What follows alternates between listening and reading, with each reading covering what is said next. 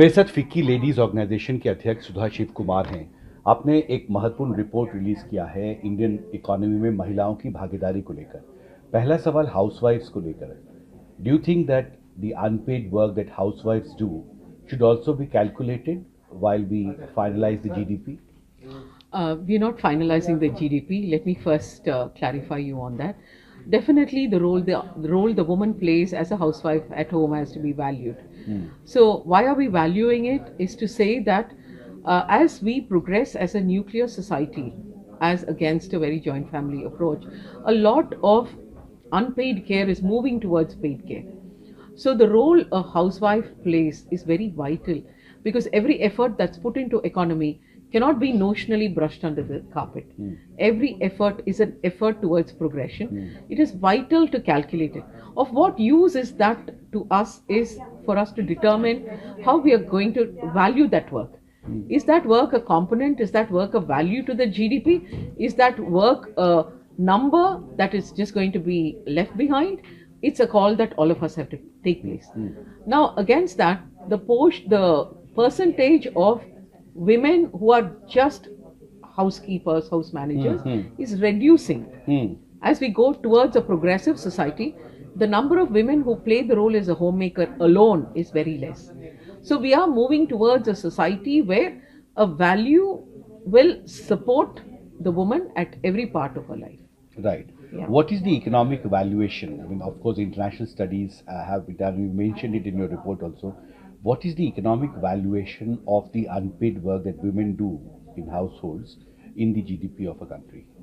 See, several studies have happened in this place. There is ILO who has done enormous work. UN Women have done a lot of work.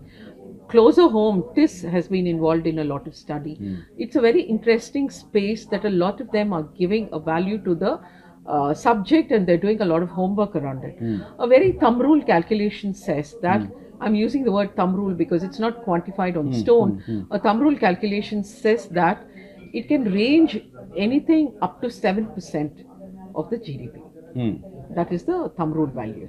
But we have to wait for the full report to come, because this is an emerging area. This is an emerging area. This is an emerging more studies are required. More studies are required to understand it further. But if we weave the economic valuation of the work that women do in households, then of course it helps grow the GDP as well. It will add up, yes. It will definitely add up. You have also called for regularizing and organizing the paid care. That's right. That is done at home. Yeah. What are your specific ideas? I mean, what exactly you want the government to do? So we are developing on the lines of regularization of work, institutionalizing the care and skilling them well. So when you institutionalize care, then they also get the support of a PF or a gratuity or a retirement fund. So that is also a huge entrepreneurial opportunity. And ILO has classified this as several $1 trillion worth economy.